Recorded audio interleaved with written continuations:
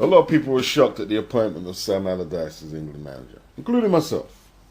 I'm a little older than a lot of you guys who watch football in the UK. I actually remember him as a player, way before the Premiership and shit like that. I'm talking 80s. I remember him playing for Bolton Wanderers. That's all. That's all, the only team I remember him playing for. Big guy. And they're saying he's a defender. I always thought he was a striker. I don't know why. But he was a defender apparently. That's how long ago that was.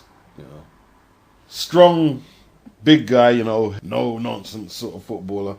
And, back then in English football, you needed that kind of player. It wasn't until, Ipswich got two Dutch guys, Arlo Muren and Frans Thijssen. They and you could see a technical difference in how they use the ball compared to their English peers. Not all of the English peers. Some could handle the rock or the ball pretty well, And then you had Tottenham. We had Ozzy Ardiles and Ricky Villa, and more the foreign imports started to have a major influence in how football is played over it. And even with that said, we still play at 100 miles an hour and like up, down, real fast pace. But there were some real kick and run football teams back in the day. Some real kick and run merchants. Watford, Wimbledon.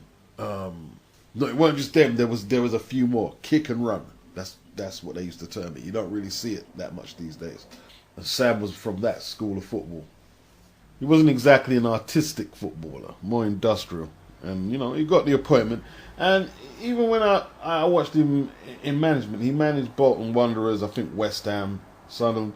None of them teams ever won any league titles or anything like that, or even come close. Sam's the type of dude he could win first division championships and stuff like that. But Premier League? And you have to ask, on what grounds would you make Sam Allardyce an English manager for the national team? So now apparently he revealed some of his practices in the mid-2000s of how he would get by certain rulings to secure transfers from players from team to team. He went into this meeting thinking he was supporting a friend, that's what he says, and obviously he was being set up, he says, entrapment. The FA had to get rid of him. 61 days into the job, one game. He's still under investigation and, he could face further reprimand apart from being sacked. Well, he wasn't sacked, he left. He mutually left. It was a mutual termination of his contract. One of the reasons I'm believing there's a conspiracy by the FA, or there could be a conspiracy, is because maybe, I don't know the legalities of his contract or the terms, but maybe because of the indiscretion, they don't have to pay him that big compensation package for terminating his contract before it had time to run its course. I'm wondering if the FA set him up, if they actually considered, we got the wrong guy for the job, we need to get rid of him, and this was the best way. That's what's been running through my mind all day. I know a lot of people are thinking like me that this potentially was a blessing in disguise. I never saw none of his teams play the type of football that can win World Cups and European Championships. And, you could argue he never had the budget. He couldn't get the players. I'm not so sure. I will say this, though, England now have the chance to appoint a proper manager. And I haven't got no one off the top of my head, but get a proper manager, man. You see, I can take my mind back to teams like Wolverhampton Wanderers. And I don't think they play at Molineux. They might do, but they used to play at Molineux. That was their ground. And it was always waterlogged pitches. Yeah? Just filled with mud. Sometimes you'd watch English football, just mud bath. Because the weather over here is not conducive for outdoor sports like that. I used to collect football magazines and books, and I remember watching Derby County specifically, and the pitch was just a mud bath, man. I'll never forget that, man. Just a total mud bath. So I'm kind of theorizing for English football. It must have been hard to kind of breed teams who could pass the ball around on these wet, cold, muddy pitches. like their continental counterparts. Now, we've had a few teams who could pass the ball around. The Tottenham team in the 60s, they used to play this diamond-shaped game, apparently. There's not much footage on it, but it was very intricate. And they always used to talk about having a winter break, then come back and play football when the weather's better. But they've never, even up till now, they've never did it. And no wonder you don't want to dribble with the ball on these pitches. And like, I think we've just inherited that style of play. Even though the grounds, the way the grounds are looked after, the pitches are way better now than back in the hell yeah. You don't get them pitches that you used to get back in the day. You don't get them today. The groundsmen are on some new improved whatever, times change, certain things do improve.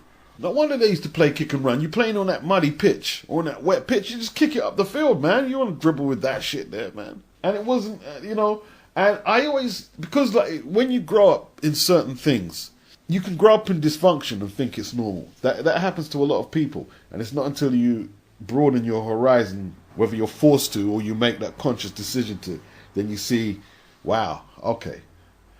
And I remember thinking that teams like Liverpool were really great teams, you know what I mean? Like, and they were in Europe and in England, they were like, to be honest, they were a great team. They dominated Europe. They dominated England, Liverpool. And it was way back in the 80s in Japan, the Intercontinental Cup. Liverpool versus Flamengo. Zico versus Kenny Dalglish. I said, wow, okay. I'm looking. I didn't miss no football. Any football was on, I watched. I watched intently. And I saw this Brazilian team carve up the great Liverpool. Liverpool didn't used to lose. Like, Liverpool losing was a shock. They were that good. And Flamengo carved them up. 3-0. Carved them up. And then later on in the 80s, they started showing Brazilian league football. They don't show it no more. I don't know why. And then I started realizing, there's football and there's football.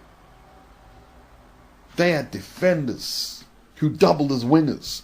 They had midfielders who doubled as strikers. So, in effect, it's like they've got 16 or 17 players on the pitch. Not England, because Sam Allardyce was a centre-half, and he was a centre-half, and that was that. He couldn't do nothing if you had to put him on the wing or another position. So that he was just stuck there as a centre-half. He was that type of player. He might score a couple of headers in the season from a set piece. 6'3", so they tell Sam, yeah, you got for this set piece or this corner. He might get a couple there, but any creativity in the midfield or on the flanks, Sam wasn't in it.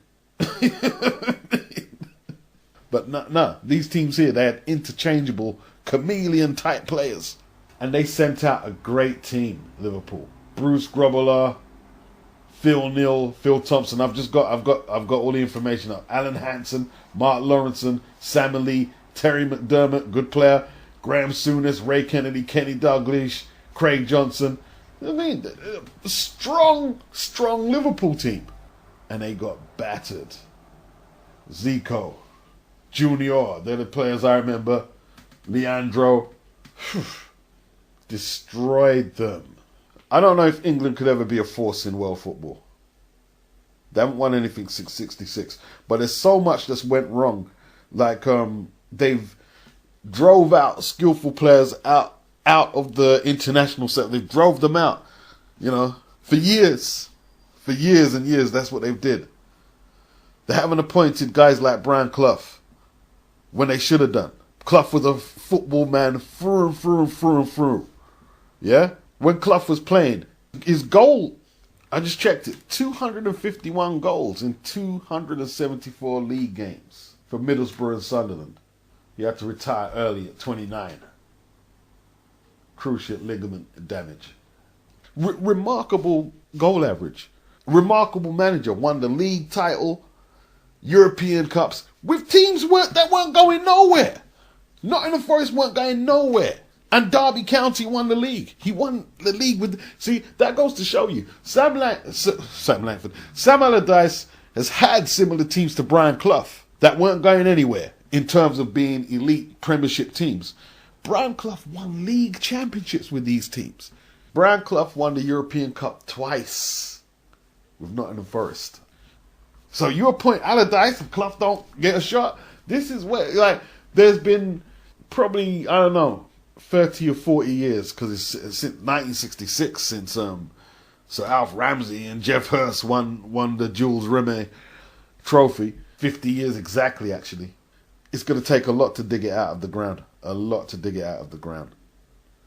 And a lot of the old boy network that are still there, they ain't giving up their positions, and I think they're holding it up, personally. You know, there's an institutional culture of failure being bred from the FA into the national team. Like, it's too late for Harry Redknapp now. But how did Roy Hodgson get the gig before Harry Redknapp?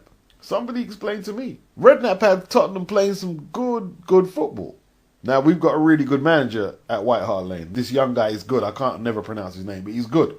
But Redknapp was no slouch. Didn't get the gig. This might be Allardyce's last job in football, he was hinting, but I'm not sure no one really cares, to be honest, you know. So, what do you guys think? Blessing in disguise or not?